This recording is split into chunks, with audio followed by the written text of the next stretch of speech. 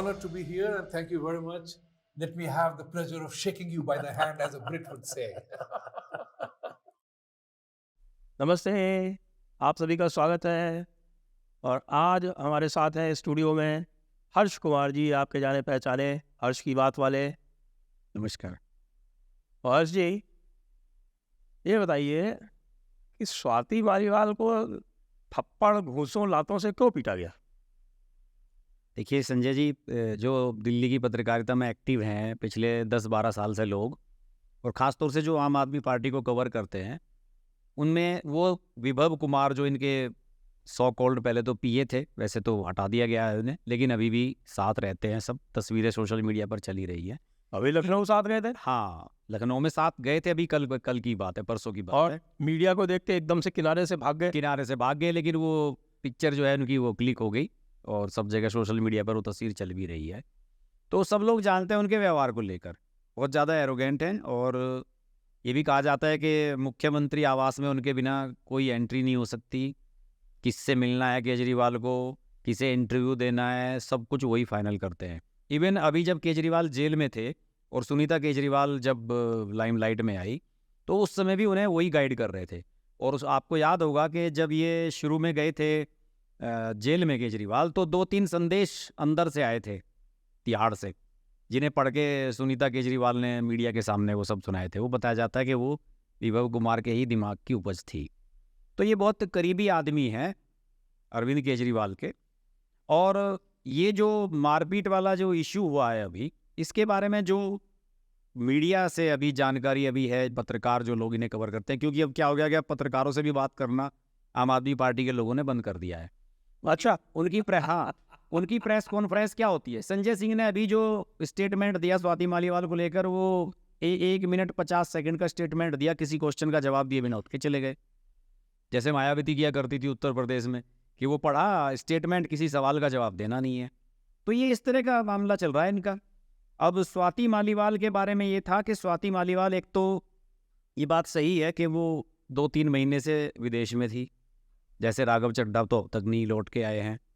तो जब सुनीता केजरीवाल लाइमलाइट में आई और उन्होंने पार्टी को संभाला एक तरह से, विभव उन्हें गाइड कर रहे थे, तो उस समय ये तय हुआ, सुनीता केजरीवाल के जो हवाले से लोग बताते हैं, कि उन्होंने कहा कि राघव चड्ढा और स्वाति मालीवाल, इनका सीएम रेजिडेंस पे प्रवेश बंद है, और जब तक मैं ना कहूँ या फिर अरविंद जी ना गए, ये नहीं आ सकते यहाँ पे। अरविंद तो उस समय जेल में थे।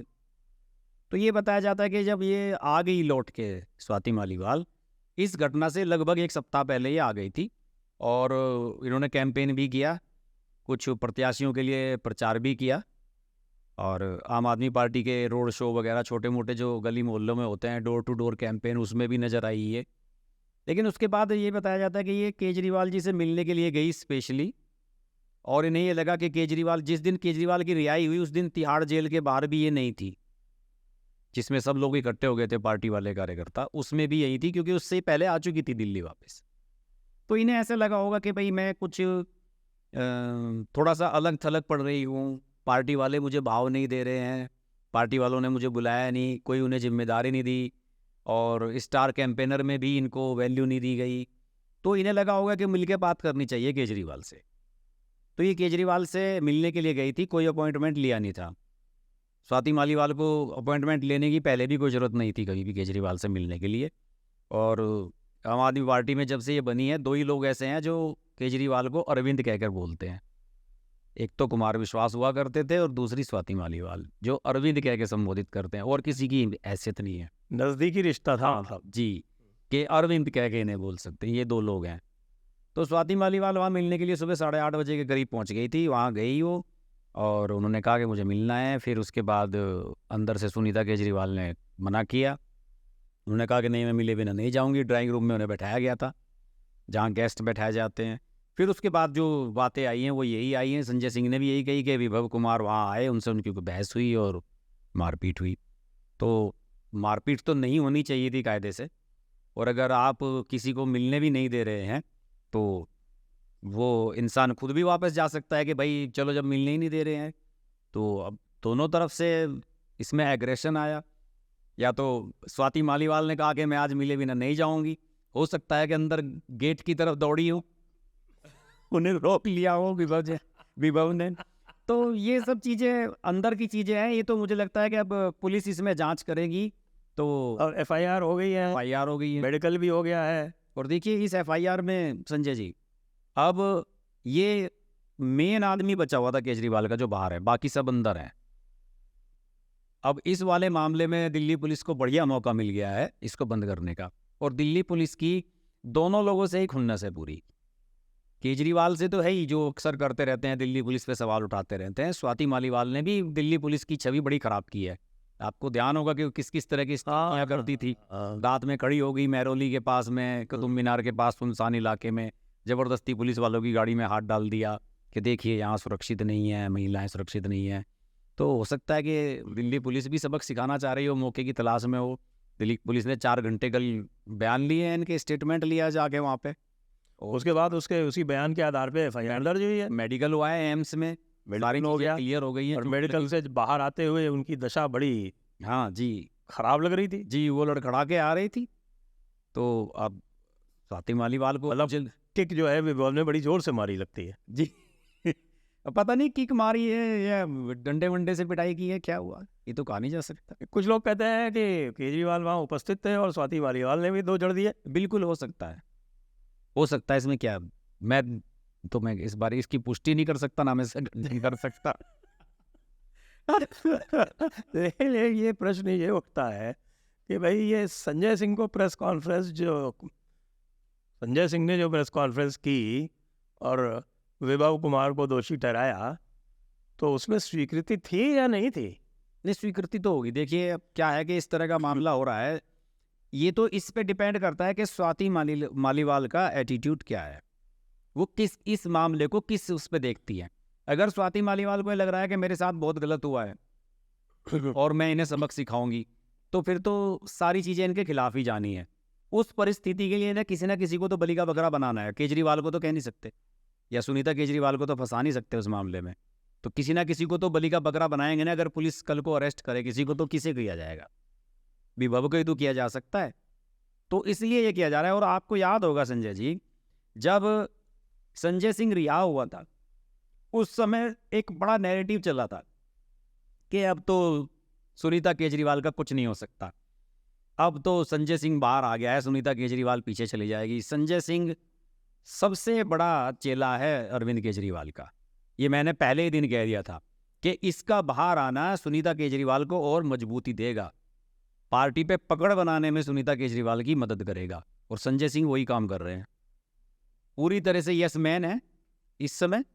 और यस मैन की तरह जो भी उनसे कहा जाता है वही कहते हैं। देखिए क्यों संजय सिंह को चुना गया प्रेस कॉन्फ्रेंस करने के लिए, स्वाति मालीवाल का बयान जारी करने के लिए, क्योंकि मीडिया में पॉपुलर हैं और उनकी छवि है कि साहब वो बेबाक बोलते हैं, तो उन्हें चुना गया। सौरभ भारद्वाज से क्यों नहीं कहलवा दिया?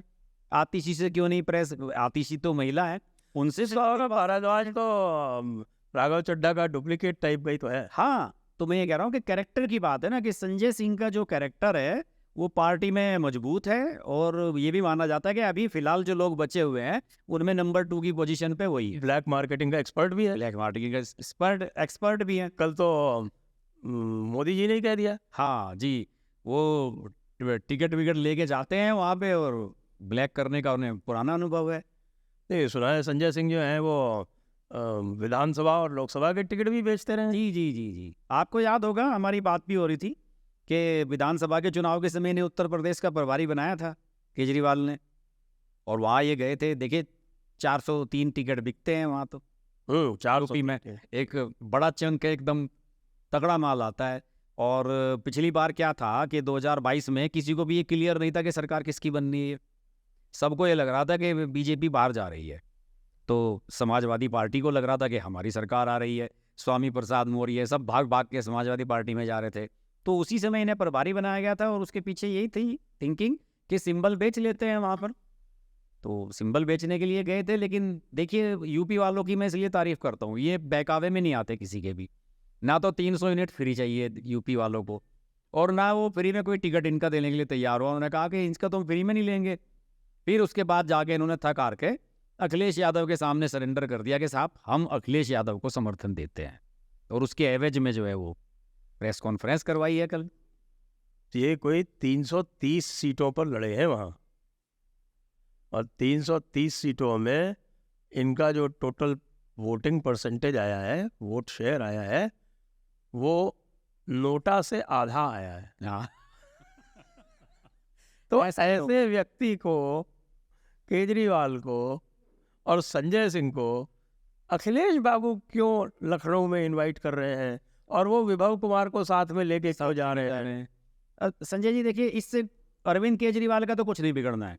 अरविंद केजरीवाल तो ये कह रहे हैं कि मैं इंडिया अलायंस का मेंबर हूँ, और ये भी इंडिया अलायंस में है, अखिलेश यादव भी। लेकिन अखिलेश यादव की राजनीतिक समझ पे मुझे बड़ा आश्चर्य होता है कि उनके सलाहकार उन्हें क्या बताते हैं। केजरीवाल की प्रेस कॉन्फ्रेंस कराने से तो आपको एक वोट कोई देने वाला नहीं है। कोई रैली आप करा के देख ले समाजवादी पार्टी की केजरीवाल को, तो उत्तर प्रदेश में कोई सुनने के लिए नहीं आएगा, दिल्ली में तो फिर भी लोग आ जाएंगे। तो अखिलेश यादव की जो पॉलिटिकल सेंस है उस पर भी एक बहुत बड़ा सवाल उठता है। ये एग्जैक्टली वो सबसे बड़ा सवाल तो ये उठता है कि भाई विभव कुमार को साथ में इस समय पर ले जाने की क्या आवश्यकता थी। और जब प्रश्न उनसे पूछा गया, उत्तर प्रदेश में जो मीडिया है वो दिल्ली की मीडिया की तरह तो है नहीं, उन्होंने तो खूब पूछे हैं सवाल, तो उन्होंने तो इनको बिल्कुल एक तरह से घेर लिया बुरी तरह से। और जो आपने स्थिति देखी, जो इनकी बॉडी लैंग्वेज थी, तो इनके तो ऐसा लग रहा था जैसे हलक सूख गया हो। ये तो लिटरली अवॉइड कर रहे थे। ऐसे लग रहा था कि जैसे वो होते हैं ना कि बहरा हो जाता है कि उसे सुन ही नहीं रहा है कोई क्या कह रहा है। मीडिया वाले लगातार स्वाति मालीवाल चिल्लाते रहे, और अखिलेश यादव पता नहीं अपनी क्या कहानी कह रहे थे उस समय। ये महत्वपूर्ण बिंदु नहीं है। हाँ, पर्चा जेब में से लाए हैं हम निकाल के, पता नहीं क्या क्या सुना रहे थे। महत्वपूर्ण इश्यूज ये हैं, हाँ, जिसको हम केजरीवाल की उपस्थिति में ही पढ़ सकते हैं, अकेले नहीं पढ़ सकते थे। उसके एक दिन पहले डिक्लेयर कर चुके थे 79/80। हाँ, यही सही बात है। वो क्या कहा जा सकता है कि तो सेंस ही नहीं है पॉलिटिकल। राहुल गांधी से ही बड़े पप्पू हैं जी, बिल्कुल सही मायनों में। आप बताइए ना, अब की बार समाजवादी पार्टी ने कितने टिकट बदले? टिकट पे टिकट बदले जा रहे हैं, एक एक सीट पे 3-3 टिकट बदल लिया। अपने परिवार के टिकट आपके फाइनल नहीं है। भाई लड़ेगा, बेटा लड़ेगा, बाप लड़ेगा, भतीजा लड़ेगा, कौन लड़ेगा, आखिरी दिन तक कर रहे थे। परिवार बड़ा होता जा रहा है जी। केवल 5 यादवों को टिकट दिए इस बार उन्होंने, और पांचों के पांचों जो हैं वो परिवार से ही हैं। जी बिल्कुल बिल्कुल। एक तो खुद ही आपके पति पत्नी ही हो गए, हाँ, और उसके बाद एक 2 चाचा लोगों के बेटे हो गए, हाँ, और एक जो है वो भतीजा हो गया, भाई है वो चचेरा भाई है। चचेरा भाई, 2 भतीजे हो गए। 2 भतीजे, एक चचेरा भाई। तो बड़ी विचित्र स्थिति है। क्या अखिलेश बाबू को तो क्या कहा जाए। लेकिन केजरीवाल पे वापस आते हैं। जी जी। केजरीवाल उसके बाद चले गए पंजाब, और पंजाब में आपने देखा उनकी रैली में, वहाँ पर कांग्रेसियों ने उनको मुर्दाबाद कर दिया। हाँ, कांग्रेस ही तो करेंगे। देखिए, अभी कल मैंने भी एक इस विषय पे वीडियो बनाया था। दिल्ली में भी अभी एक थोड़ा सा कांग्रेस की मीटिंग हुई कैंपेन को लेकर। वो होता है ना, एक समन्वय समिति बनती है, क्योंकि यहाँ पे इन दोनों का टाई अप है आपस में। तो उसमें जो समन्वय समिति इनकी बनी है, उसमें ये बताता है कि जो कांग्रेस वाले हैं उन्होंने कहा है कि भाई हम नहीं कैंपेन कर सकते आप लोगों के लिए। लिटरली उन्होंने मना कर दिया है कि हम आपके लिए कैंपेन नहीं करेंगे। तो दोनों का ही आपस में ऐसा हो गया है यहाँ पर भी कि कहने के लिए तो 4-3 का इन्होंने रेशो अपना कर लिया है फाइनल, लेकिन ना वो उनके क्षेत्र में प्रचार कर रहे हैं, ना वो उनके क्षेत्र में प्रचार कर रहे हैं।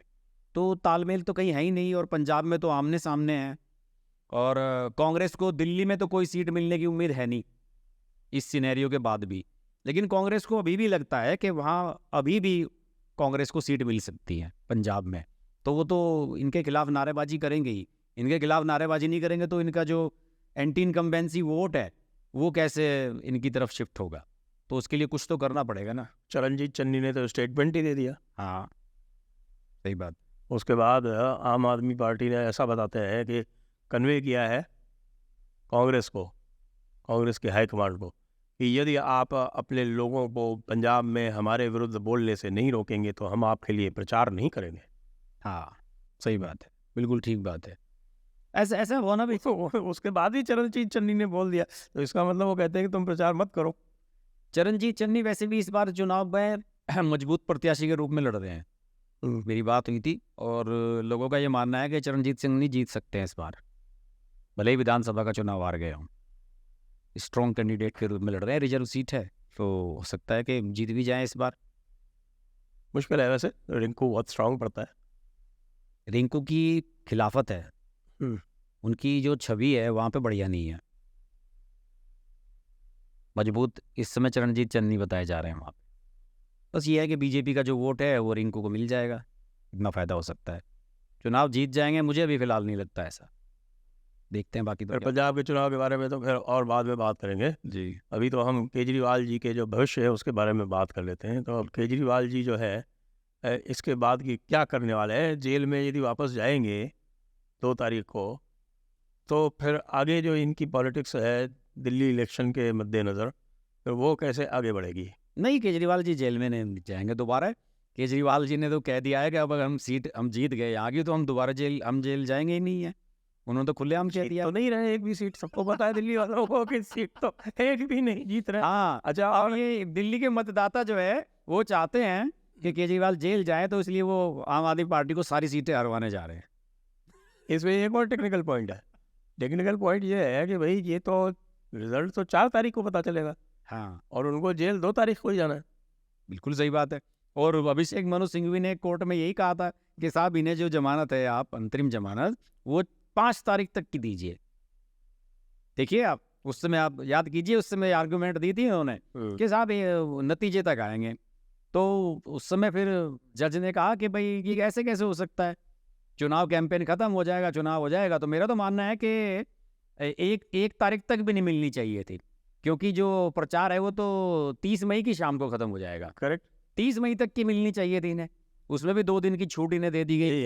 31 को सरेंडर होना चाहिए था। 31 को सरेंडर होना चाहिए था, 5 बजे ही, बल्कि 30 की शाम को 6 बजे सरेंडर हो जाना चाहिए था कायदे से, तो जो चुनाव कैंपेन बंद होता है।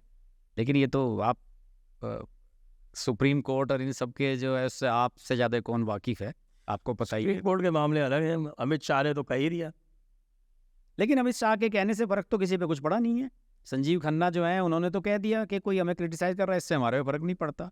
उनकी ओपिनियन अपनी हो सकती है, उन्होंने नाम नहीं लिया, लेकिन साफ तौर पे अमित शाह की तरफ इशारा किया उन्होंने। कहने की बात अलग है, लेकिन मेरे विचार से तो आज तक किसी लाल मंत्री ने या गृह मंत्री ने इतने स्पष्ट शब्दों में जी बिल्कुल, सुप्रीम कोर्ट को इस तरह से आलोचना की हो, मुझे तो नहीं याद। जी बिल्कुल। और ये मैं आपको बताऊं कि ये अमित शाह का डेलिब्रेट है। आपको मैं एक चीज़ बताता हूँ, अमित शाह की आप नोट कर लीजिए कभी भी, जब कभी किसी मुद्दे पर उन्हें बोलना होता है ना, तो उससे पहले वो ANI को इंटरव्यू देते हैं। अच्छा, हाँ, वो स्पेशली वो कहते हैं कि मेरे से सवाल पूछा जाए। आप याद कीजिए, हाँ। तीस्ता सीतलवाड़ की जिस दिन गिरफ्तारी हुई थी, उससे 24 घंटे पहले अमित शाह ने ANI को इंटरव्यू दिया था। हाँ और अमित शाह उस समय कैंपेन कर रहे थे नॉर्थ ईस्ट में, हाँ। और स्मिता प्रकाश जो एडिटर हैं वो फ्लू करके वहां गई थी इंटरव्यू करने के लिए, वहीं रिकॉर्ड करके लाई थी। और वो 25 मिनट का मुश्किल से इंटरव्यू था। और उसमें जब ये सुप्रीम कोर्ट का फैसला आया था, SIT वाला, मोदी जी वाला, गुजरात दंगों वाला, उस समय तो स्पेशली क्योंकि अमित शाह को तीस्ता सीतलवाड़ को गिरफ्तार करवाना था अगले दिन, उससे एक दिन पहले ANI को इंटरव्यू दे दिया कि अब जो लोग मोदी जी की छवि को खराब करने की कोशिश कर रहे थे, अब उनका समय आ गया है, अब हमें सुप्रीम कोर्ट से क्लीन चिट मिल चुकी है SIT की तरफ से। तो आप याद कीजिए, तो अमित शाह तो प्री प्लान तरीके से करते हैं। और अगर देखिए उन्होंने ये बात कही है कि ये एक रूटीन डिसीजन नहीं है, उन्होंने जो बताया है, जैसा कि जो शब्द उन्होंने इस्तेमाल किया है, तो इसका मतलब ये चीज़ जो है अमित शाह के दिल को चुभी है। अब इसका आने वाले समय में क्या इसके रिफ्लेक्शंस होंगे, आने वाले समय में पता लगेगा किस तरीके से वो उसे देखते हैं, इसमें क्या करेंगे, क्या किया जा सकता है, किस तरह से हैंडल करेंगे। लेकिन इस बीच में आपको बताऊं कि ये एक बड़ा काम होने वाला है, ये जो विभव है इसकी गिरफ्तारी होने वाली है इस मामले में, मुझे तो पूरा अब लग गया है। और ये हो सकता है कि दिल्ली के मतदान से पहले ही ना हो जाए। तो विभव के अरेस्ट होने से केजरीवाल को असर तो पड़ेगा, विभव को नहीं क्या क्या बक दे। असर भी पड़ेगा, और केजरीवाल की जो क्या कहना चाहिए कि जो जेल में जाने के बाद जो उनका सिस्टम जो पार्टी पे चल रहा था, उस पर बहुत प्रभाव पड़ेगा। वो सब चीज़ें शुरू से, क्योंकि वो आज से नहीं, वो 15 साल से केजरीवाल के साथ हैं। पहले मनीष सिसोदिया के NGO में हुआ करता था विभव, वो 15 साल से तो लगभग केजरीवाल के साथ है। वो स्टेप बाय स्टेप हर चीज़ जानते हैं कि कहाँ क्या कमिटमेंट हुआ है, कहाँ से क्या आया है, किसको क्या देना है, किससे क्या वादा करके हम पार्टी में लाए थे, किसको टिकट देना है, किसको नहीं देना है। बहुत बहुत कुछ चीज़ें प्रभावित होंगी। और ये एक बड़ी मछली है ये मनीष सिसोदिया टाइप की मछली है कि जब अंदर जाएगी तो अरविंद केजरीवाल का जिसे कहते हैं ना कि एकदम हिलसत्ता जो बाहर उनकी चल रही थी गैर हाजिरी में, वो सारी हिल जाएगी। इस तरह का डिसीजन है ये। और मुझे लग रहा है कि 25 तारीख से पहले गिरफ्तारी होगी। दिल्ली पुलिस इसमें तेजी से काम करने वाली है। मेडिकल में पुष्टि हो गई है कि चोट है। और देखिए इसमें तो संजय जी, मैं तो आपसे भी ये जानना चाहूँगा, इस बारे में आप थोड़ी सी भी जानकारी दीजिए। अगर राज्यसभा के एक सांसद के साथ ऐसी कोई हरकत हुई है तो इसमें राज्यसभा सेक्रेटरीट को भी तो एक्शन लेना चाहिए, बिल्कुल सभापति को भी स्वतः संज्ञान लेना चाहिए। बिल्कुल लेना चाहिए, सभापति को स्वयं संज्ञान लेना चाहिए और उनको जो है इसके जांच करनी चाहिए। हाँ, दिल्ली पुलिस की उनको रिपोर्ट सहायता लेनी चाहिए, दिल्ली पुलिस से रिपोर्ट मंगानी चाहिए। हाँ, और विशेष रूप से केजरीवाल को यदि पार्लियामेंट के भी पास शक्तियां हैं, पार्लियामेंट भी जेल भेज सकती है। बिल्कुल। ये तो मैं कई बार कहता रहा हूँ कि भाई पार्लियामेंट के पास कंटेम्प्ट की शक्ति है, पार्लियामेंट के पास लोगों को निरुद्ध करने की यानी उनको जेल भेजने की शक्तियाँ है। अंतर यही है कि सुप्रीम कोर्ट उसका उपयोग करता है, जो उसकी शक्तियाँ हैं वो करते नहीं, और ये संसद वाले जो है वो करते नहीं। बिल्कुल सही बात है, क्योंकि अभी किसी ने किया नहीं, परंपरा बनी नहीं। हो सकता है कि इस बार हो जाए कुछ इस प्रकरण में, संभव है। मुझे तो पता नहीं जगदीप धनखड़ क्यों नहीं इस पे बोल रहे हैं। कई जगदीप धनखड़ को बोलना चाहिए, राज्यसभा की सांसद हैं, उनकी भी जिम्मेदारी है, उन्होंने शपथ दिलवाई है उन्हें बोलना चाहिए, कोई स्टेटमेंट उनका भी आना चाहिए। वो क्यों चुप है? वो तो बड़ा वोकल हैं। क्या इशारा है उन्हें या क्या बाध्यताएं हैं कि वो नहीं बोल रहे हैं? उन्हें बोलना चाहिए। और आपको तो याद होगा कि इस तरह के कभी भी जब किसी की भी सांसद के खिलाफ जब कोई आपराधिक मामले भी चलते हैं, उसे गिरफ्तार करने से पहले भी सचिवालय से मंजूरी ली जाती है, या तो आप स्पीकर से मांगे, किया जाता है, मंजूरी नहीं ली जाती, सूचित किया जाता है। नहीं, मुझे तो यही पता था कि जब तक ऊपर से हरी झंडी नहीं होती तब तक गिरफ्तारी नहीं हो सकती। सूचित किया जाता अच्छा, है, सूचित किया जाता है। क्या अरेस्ट कर रहे हैं उनको? हमने अरेस्ट कर लिया अच्छा, है, कर लिया है। उसको सूचित किया जाता है, सूचना देनी आवश्यक होती है। लेकिन ये केजरीवाल की जो पार्टी है, अब इसका क्या भविष्य है? जिस प्रकार के आरोपों में ये घिरी हुई है, जिस प्रकार के भ्रष्टाचार के आरोपों में ये घिरी हुई है, अब इसमें महिला उत्पीड़न भी इसमें सम्मिलित हो गया, तो अब इस पार्टी का भविष्य क्या रहेगा? आप कैसे देखते हैं? दिल्ली के लोग क्या सोचते हैं? आप तो दिल्ली में रहते हैं, तो दिल्ली में क्या विचार है दिल्ली लोगों की जो जनता है ना, देखिए दिल्ली की जनता को समझ पाना बड़ा मुश्किल है और कुछ कहा नहीं जा सकता। अब ये तो फिर लोकसभा का चुनाव है। दिल्ली में ऐसा भी संभव है कि आम आदमी पार्टी वाली और कांग्रेस की दिल्ली में एक भी सीट ना आए और उसके बाद फिर भी विधानसभा में आम आदमी पार्टी सबसे बड़ी पार्टी बन जाए, ये भी संभव है। लेकिन 4 जून को जो नतीजे आएंगे, खासतौर से पंजाब और दिल्ली के, तो मुझे लगता है कि इनसे भी काफ़ी कुछ चीज़ें तय होंगी। और दूसरे, पार्टी के अंदर जो अंदरूनी एक जो कहते हैं ना कि जो कॉन्फ्लिक्ट है बीच में लोगों के, और पिछले दिनों तो खबर भाई आई थी कि बहुत सारे लोगों ने विरोध किया था सुनीता केजरीवाल का, कि सुनीता केजरीवाल को हम सीएम फेस के रूप में एक्सेप्ट नहीं करेंगे। तो इसके बाद अगला जो मोड़ होगा वो मुझे लगता है कि ये होगा कि विधानसभा चुनाव से पहले केजरीवाल अगर बाहर नहीं आते हैं तो फिर सीएम फेस के रूप में दिल्ली को में किसको आगे किया जाएगा? निश्चित रूप से सुनीता केजरीवाल को बढ़ाया जाएगा। तो फिर इसमें कहानी में अगला मोड़ उस समय आएगा, तब फिर तय होगा कि पार्टी का फ्यूचर क्या है। टूट फूट होगी, विधायक उधर भागेंगे, कोई बीजेपी में जाएगा, कोई कांग्रेस में जाएगा, तो क्योंकि टिकटों को लेकर झगड़ा होगा। बहुत से ऐसे लोग हैं जो नहीं सुनीता केजरीवाल को पसंद करते, तो वो इधर उधर अपनी राह तलाशेंगे। कुछ लोगों ने अभी से संपर्क करने भी शुरू कर दिए हैं। वो है तो ना कि प्लान ए और प्लान बी सबके दिमाग में चलता रहता है कि इस बार टिकट नहीं मिला तो क्या करूंगा, या सुनीता केजरीवाल अगर सीएम फेस हो गई तो मुझे साथ रहना चाहिए कि नहीं। क्योंकि विधायकों के मन में एक सवाल ये भी तो उठेगा ना संजय जी, कि केजरीवाल के नाम पर तो वोट मिल रहे हैं, क्या सुनीता केजरीवाल के नाम पर वोट दे देंगे लोग? ये भी तो एक बड़ा सवाल होगा। तो उस समय मुझे लगता है कि अभी लोकसभा चुनाव के बाद तो इतना बड़ा प्रभाव नहीं पड़ेगा, लेकिन जो विधानसभा चुनाव होंगे अगले साल फरवरी में, जनवरी में, उसमें आम आदमी पार्टी का तय हो जाएगा। बल्कि उससे 1 महीना पहले ही तय हो जाएगा कि पार्टी किधर जाने वाली है। अभी तो ऐसे ही चलने वाला है अगले 3, 4, 5 महीने तक। जी हाँ, तो ऐसे भी दिख रहा है क्योंकि इतने सारे केस हो गए हैं इनके विरुद्ध कि एक से बचेंगे तो दूसरे में फंसेंगे, दूसरे से बचेंगे तो तीसरे में फंसेंगे। और ये वाला जो ईडी वाला जो केस है, ये भी आसानी से तो नहीं निकल पाएंगे इससे।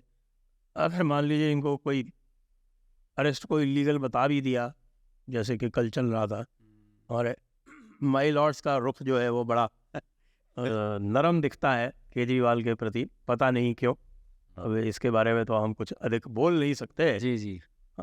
लेकिन अमित शाह ने तो साफ साफ बोल ही दिया था, जैसा अभी अब चर्चा की हम लोगों ने। तो अब देश में ये प्रश्न तो उठ रहा है कि भाई ये क्या हो रहा है, ये पॉलिटिशियंस को ये अलग क्लास कैसे बना दिया गया है, जो कि आज तक कभी नहीं हुआ था कि पॉलिटिशियंस जो है वो अलग क्लास ट्रीट किए जा रहे हों। अल्टीमेटली प्रश्न ये उठता है कि भाई क्या केजरीवाल एक प्रकार से राजनीतिक रूप से अछूत हो जाएंगे? देखिए पॉलिटिकल वो तो आपने जो बताया उसमें तो भेदभाव भी नज़र आता ही है। हेमंत सोरेन को सुनने से ही मना कर दिया, उन्हें तो अंतरिम जमानत नहीं दी, और केजरीवाल को स्पेशल ट्रीटमेंट मिला है। इसलिए तो अगर देश का गृह मंत्री इस बात को सेंस कर रहा है तो आप और हम सब लोग तो कह ही सकते हैं, इसमें कोई झिझक नहीं है हमें इसमें कहने में।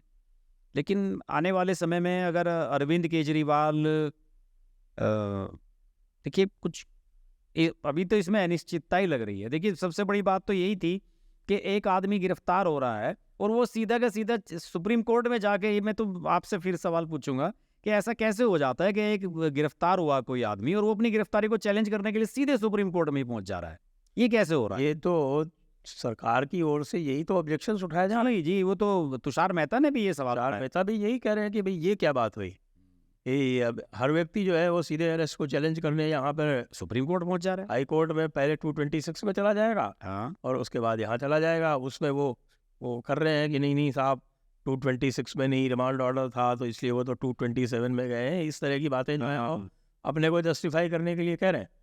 और लग तो अभी भी रहा है कि ऐसे कि अभी भी उनकी जो है वो पूरी सिंपैथी जो है केजरीवाल के प्रति है कि भाई केजरीवाल के हाँ। एक्सेप्शन करेंगे वो, चाहे बिल्कुल। कानून ही क्यों नहीं खत्म करना पड़े। उसमें एएसजी ने तो कहा था कि हमारे अब आपने जमानत दे दी, उन्हें अंतरिम जमानत ये दे दी कि भाई अभी कोई खास इनके खिलाफ केस अभी बन नहीं रहा। तो एक तरीके से तो आप इसमें ये भी तो मान रहे हैं कि अरविंद केजरीवाल के खिलाफ जो ईडी का केस है वो कमजोर है, ये भी तो माना जा रहा है। एएसजी ने कहा कि साहब हमने ये भी साबित कर दिया कि 100 करोड़ रुपए लिए गए, ये भी साबित हो गया। मनी ट्रेल हमने तय कर दी। इवन हमने ये भी बता दिया कि इसमें से 45 करोड़ रुपया इसी पैसे में से गोवा के चुनाव में भेजा गया। इससे ज़्यादा सबूत और क्या चाहिए? वो हो सकता है कि केजरीवाल जेल जाएं और उसके बाद विधानसभा चुनाव से पहले फिर बाहर आ जाए, मुख्यमंत्री बने और फिर जेल चले जाएं, ऐसा भी तो हो सकता है। और मुख्यमंत्री जो है वो जेल में रहते हुए कोई बना रह सकता है? नहीं, इसके ऊपर अभी भी कोर्ट्स जो है वो पूरी तरह से शांत है। उन्हें क्लियरिटी नहीं है। उन्हें भी ऐसा लग रहा है कि साहब संविधान में तो ये पॉसिबल है, डेमोक्रेसी में हो सकता है कि कोई जेल से रहे। आप बताइए ना कि जब 20-20 साल तक मुख्तार अंसारी और अफजल अंसारी सब जेल में रहकर ही विधायक बनते रह सकते हैं, तो चीफ मिनिस्टर क्यों नहीं चल सकता?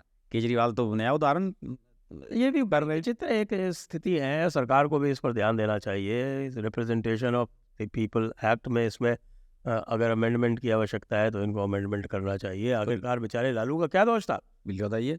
मैं तो कहता हूँ कि ऑर्डिनेंस फाड़ दिया। अरे संजय जी हमने तो कितने सारे वीडियो बनाए हैं कि लालू जी को 2.5 साल हो गए बाहर आए हुए, जमानत पे, मेडिकल ग्राउंड पे बाहर आए थे, 2.5 साल के करीब हो चुके हैं। किडनी ट्रांसप्लांट कराई थी, उस समय हम लोगों ने कितने वीडियो बनाए कि यार केजरीवाल इनकी जो है वो जमानत, लालू जी की क्यों नहीं खारिज हो रही, वापस क्यों नहीं सरेंडर कर रहे हैं। तो अब तो हमें लालू जी को तो पूरा अधिकार है बाहर रहने का। वो तो मेडिकल ग्राउंड पे बाहर आए हुए हैं। डॉक्टर ये भी कह सकते हैं कि साहब अभी किडनी एडजस्ट नहीं हुई, जेल का पानी पियेंगे तो इनकी जान को खतरा है, वो तो कह सकते हैं। केजरीवाल के पास क्या रीजन है साहब? तो ये चुनाव कैंपेन करने के लिए आप छोड़ दे रहे हैं उन्हें। ये तो बताए कि उनको आम और मिठाई किसने भेजी? अब ये कह रहा है कि घर से ही आ रही थी उनके। मतलब स्वाति जी क्या नवरात्र चल रहे थे उस समय। नवरात्र में तो संजय जी, नवरात्र में तो सब व्रत रखते हैं, ये आम वाम पता नहीं कहाँ से खाने लगे। सुनीता जी क्या करना चाहती थी उनके साथ में? ये भी एक देखिए ये तो हो सकता है स्वाति यही शिकायत करने गई होगी, कैसे तुमने आम भेजे मुझसे पूछे। हाँ, और उनका जो है आपने वो शुगर लेवल कैसे बढ़वा दिया, आपको पता नहीं है, चिंता नहीं है आपको बिल्कुल भी अपने पति की। हो सकता है यही ऐतराज करने के लिए गई है। आखिरकार स्वाति जी जो है वो मेरे विचार से तो सुनीता जी से ही पुरानी है, उनके साथ ही। नहीं, सुनीता जी से तो पुरानी नहीं होंगी, सुनीता जी से पुरानी काम है। परिवर्तन के समय से है, परिवर्तन हाँ, लेकिन पॉलिटिकल 1999 में शायद इनका परिवर्तन का गठन हुआ था, तो परिवर्तन के समय से तो स्वाति जी इनके साथ में है। हाँ, लेकिन ये दिल्ली की राजनीति में तो जब से केजरीवाल और लोग बहुत सारी बातें करते हैं, वो हम यहाँ नहीं कह सकते। जी जी जी जी हाँ, आप उसी सुनी होंगी। जी, वो सब तो दिल्ली में चली रही हैं। और ये तो देखिए, ये सब जब बातें चलनी शुरू हुई ना, जो हमने शाजिया इल्ली ने पता नहीं क्या क्या कह दिया। साजिया इल्मी ने तो बहुत कुछ कह दिया, उन्होंने नाम लिए बिना ही बहुत कुछ चीज़ें कह दी है साजिया इल्मी ने तो, और वो सही में उन्होंने काफ़ी बात कह दी है। लेकिन ये है कि थोड़ा सा संभल के इसमें बोलते हैं लोग बाग, और इन चीज़ों को थोड़ा सा उससे अलग रखने की कोशिश करते हैं। पॉलिटिक्स में उसमें मिक्सअप नहीं करते, सब सोचते हैं कि ये सबका निजी स्पेस है, उसमें क्यों दखल दिया जाए। और आपको बताऊं कि दिल्ली के मीडिया में तो कम से कम हिम्मत है नहीं केजरीवाल के खिलाफ कुछ लिख सके एक लाइन भी अभी भी। ये जो स्वाति मालीवाल वाला प्रकरण हुआ संजय जी, पहले दिन की आप रिपोर्टिंग देखिएगा आप उसमें, कि जो हमने और आपने सुना है उससे एक लाइन किसी ने फालतू नहीं लिखी। एक केवल पाइनियर अखबार ऐसा है जिसने ये इशू उठाया था कि राज्यसभा वाला जो मामला है, कि स्वाति मालीवाल से कहा जा रहा है कि राज्यसभा से आप इस्तीफा दे दीजिए। तो वो केवल इशू उन्होंने थोड़ा सा, जिसे कहते हैं ना कि लाइन से हटकर उस पर अपनी कुछ स्टोरी बनाने की कोशिश की। बाकी किसी अखबार ने कुछ नहीं कहा, इवन सब चुप रहे, किसी ने किसी से वर्जन भी लेने की कोशिश नहीं करी। एक दो पत्रकारों ने जरूर इतना कोशिश की कि स्वाति मालीवाल का नंबर मिलाया, कुछ को वो बिजी मिलता रहा, किसी को घंटी जाती रही तो उन्होंने फ़ोन उठाया नहीं। बाकी किसी ने वर्जन भी इसमें लेने की कोशिश नहीं की। जो चीज़ें सुनी, जितना पुलिस के नॉर्थ के जो डीसीपी थे, वो वहाँ के कमिश्नर आपके वो मीना साहब, उन्होंने जो बयान दिया, उसी के आधार पर सब जगह खबर छपी है। तो बहुत चीज़ें अभी भी इसमें मैनेज हो जाती हैं दिल्ली में। अभी भी दिल्ली में मीडिया में, और क्या कहना चाहिए, जो सो कॉल्ड ये जो लुटियंस मीडिया है, इसमें अभी अरविंद केजरीवाल के सपोर्टर्स बहुत हैं। देखिए, आपके राजदीप सरदेसाई ने एक भी ट्वीट नहीं किया केजरीवाल और स्वाति मालीवाल के मामले को लेकर। लोग उसे बड़ा ट्रोल भी कर रहे हैं इस बात को लेकर कि आप ट्वीट नहीं कर रहे हैं, हर मुद्दे पे ट्वीट करते हैं। वो अंततः राजदीप और स्टेटस अब सांसद पति का है जी बिल्कुल। और उनकी सांसद तो आपको पता है, वो तो संदेश खाली के जो भुक्तभोगी हैं उनके विरोध में खड़ी हुई हैं। अभी एक नया इंटरव्यू दे दिया है सागरिका घोष ने, उसमें कह दिया है कि अगर मीडिया का भूमिका सही रहती तो 2024 जीत ही नहीं पाते मोदी जी। उन्होंने मान लिया कि 2024 जीत रहे मोदी जी, ऑलरेडी मान चुके हैं वो लोग। तो बहुत सारे लोगों ने मान लिया। राहुल गांधी चुप हो गए, केजरीवाल कहते ही ये क्या बात है। हाँ, राहुल गांधी चुप है। और देखिए, वैसे मैं आपको बताऊं, राहुल गांधी केजरीवाल को बेसिकली पसंद नहीं करते। आपको याद होगा कि जब ये इंडी अलायंस वाला मामला था और पहली 2 बैठकें हुई थी और केजरीवाल जिद पे अड़े हुए थे कि आप हमें राज्यसभा में सपोर्ट करो, वो वाला बिल आया था ना दिल्ली वाला, जो अध्यादेश लेके आए थे अमित शाह, तो उस समय भी बताया जाता है कि 2 महीने तक समय मांगते रहे थे अरविंद केजरीवाल राहुल गांधी से मिलने का। विदेश चले गए थे, वहाँ सैम पिट्रोडा के कार्यक्रम में राहुल गांधी लंदन चले गए थे। तो राहुल गांधी बेसिकली अरविंद केजरीवाल को पसंद नहीं करते। बस यही है कि राजनीतिक मजबूरी है, कांग्रेस इतनी कमज़ोर हो गई है यहाँ पे। और देखिए, संदीप दीक्षित जैसे कई लोग हैं, वो तो खुल के बोलते रहे, इस चक्कर में टिकट कट गया उनका कि सब टिकट नहीं देंगे, कन्हैया को मिल गया। तो राहुल गांधी अरविंद केजरीवाल को पसंद ही नहीं करते, वो बोलेंगे क्या। अभी कल प्रियंका से पूछा, वहाँ ANI वालों ने, वो यूपी में कैंपेन कर रही थी, वहाँ उनसे पूछा तो उन्होंने कह दिया कि उनका निजी मामला है आम आदमी पार्टी का। उनको लगता है क्राइम की जो बेसिक डेफिनेशन है वो नहीं पता है। हाँ, क्योंकि क्राइम उसी को कहते हैं जिसको कि समाज के विरुद्ध माना जाए। बाकी यदि कुछ होता है तो उसको फिर सिविल ऑफेंस कहते हैं। जी जी, वो क्रिमिनल ऑफेंस नहीं होता है। तो चूंकि ये किसी भी महिला के प्रताड़न का मामला जो है वो समाज के विरुद्ध है, हाँ इसलिए वो क्राइम है। बिल्कुल क्राइम के विरुद्ध उसे कह रही है वो निजी मामला है, आम आदमी पार्टी वाले आपस में सेटल कर लेंगे। अब कैसे सेटल होगा? अब तो आ गया मामला खुल के, अब तो FIR हो रही है, सब होगी। मुझे तो लग रहा है पकड़ दकड़ शुरू होने वाली है आजकल में ही। भागेंगे इनके पीछे जैसे होता है ना, आपके शरीयत में एक क्लॉज है हम्म कि आप सेटल कर सकते हैं पैसे देके, दियत बोलते हैं उसको, दियत।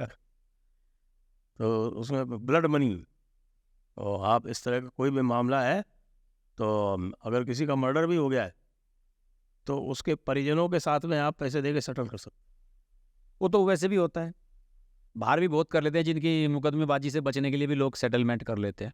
मर्डर केसेस में वो अक्सर हो जाता है। हैं।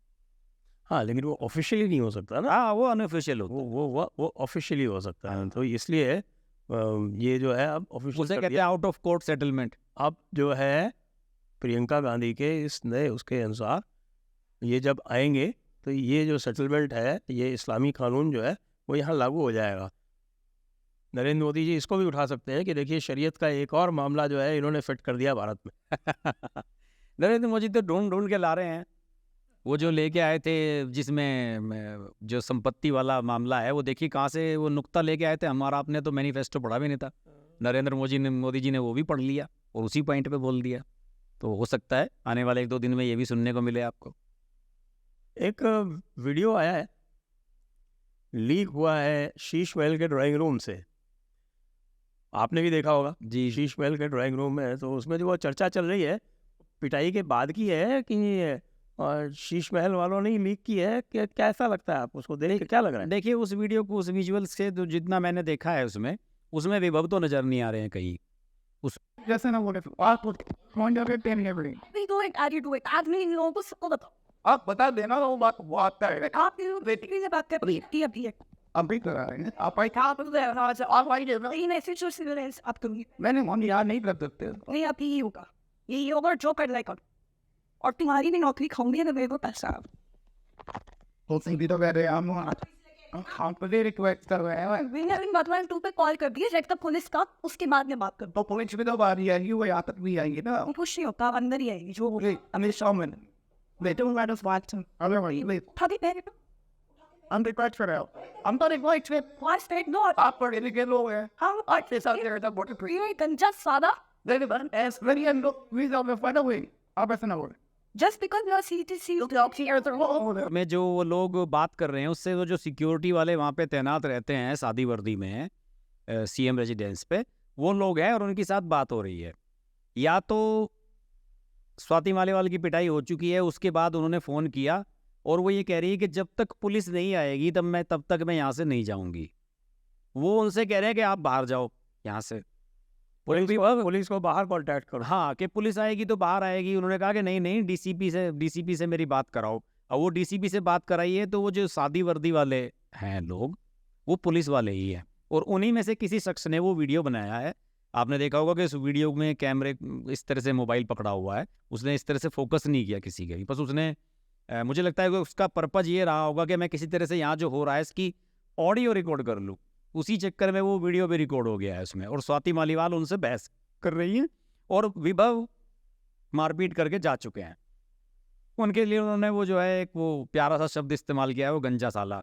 तो वो गंजा साला जो है वो विभव के लिए इस्तेमाल किया है क्योंकि वो गंजे हैं। अब ये बाद का ही वीडियो है, मारपीट के बाद का ही। और मुझे लगता है कि इसमें दिल्ली पुलिस के जो वहाँ पे सिपाही जो भी कांस्टेबल तैनात रहते हैं, तो उन्हें भी वे भी जानते होंगे कि कल को कमिश्नर हमारे से पूछेगा कि इतनी वहाँ मारपीट हो रही थी, तुम क्या कर रहे थे, तुम्हारे पास कुछ नहीं है।